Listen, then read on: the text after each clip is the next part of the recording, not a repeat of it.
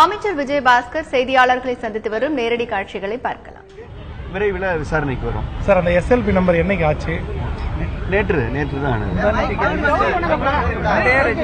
இல்ல, அதுல வந்து இப்போ இந்த மாணவர்களுக்கு வந்து எந்த மாதிரியான ஒதுக்கீடு நீங்க ஏற்கனவே நடைமுறையில் தொடர்ந்து இருக்கக்கூடிய நம்ம தொடர் 90ல இருந்து ஏற்கனவே அரசு செயலர் சொன்னது 1990ல இருந்து என்ன நடைமுறை ஏற்கனவே இந்த மருத்துவ மாணவர் சேர்க்கையில பின்பற்றுகிறதோ அதே நடைமுறையை தான் அரசு இந்த ஆண்டும் பின்பற்றி நேர்மையா வெளிப்படையா நம்ம டிரான்ஸ்பரன்ட் கவுன்சிலிங் நடத்தணும். அதுல ஒரு சிலர் அந்த நீதிமன்றத்துக்கு சென்றதனுடைய அடிப்படையில் இப்பொழுது அந்த தீர்ப்பு வந்திருக்கிறது.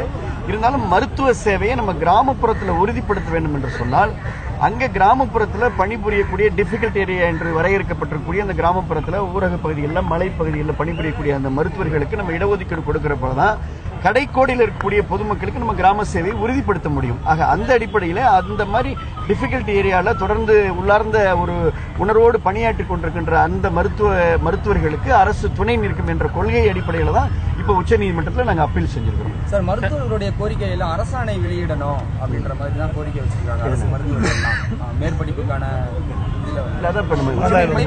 உச்சநீதிமன்றத்தில் அரசாணை தான் வந்து இப்போ இந்த ஏற்கனவே நம்ம வந்து ரெகுலரா கடைபிடிக்கிறது நம்ம 10 விழுக்காடு வந்து கொடுத்துட்டு இருந்தோம்.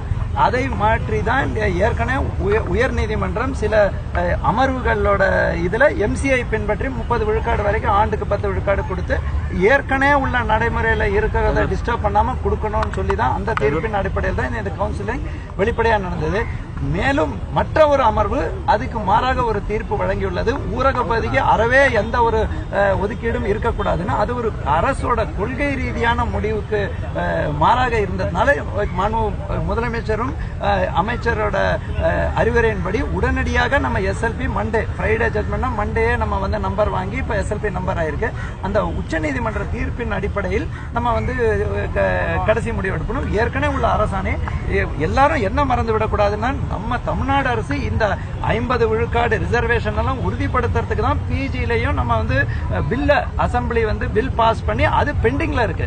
ஸோ நம்ம ஏற்கனவே அந்த கொள்கையெல்லாம் இப்போ ஹரியானான்னு சொல்றாங்க. ஹரியானால அந்த கொள்கை இல்லாம உடனடியாக புதுசா கொண்டு வந்தாங்க. தமிழ்நாட்டை பொறுத்த வரைக்கும் நம்ம 90ல இருந்து இதை பண்ணிட்டு இருக்கோம். அதை தான் நம்ம வலியுறுத்தி உச்சநீதிமன்றத்துக்கு சென்றிருக்கோம்.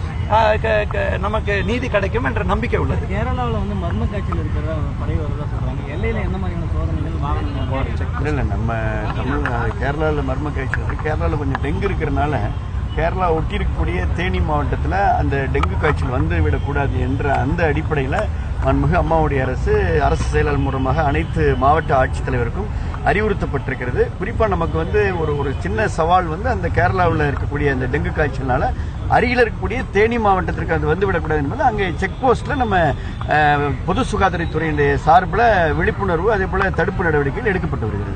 எய்ம்ஸ் மருத்துவமனை அமைக்கிறது எந்த இடம்ன்ற ஒரு ஏற்கனவே சட்டமன்றத்தில் முதலமைச்சர்களும் பதில் சொல்லிக்கிறாங்க, நானும் பதில் சொல்லுறேன். மதுரையில்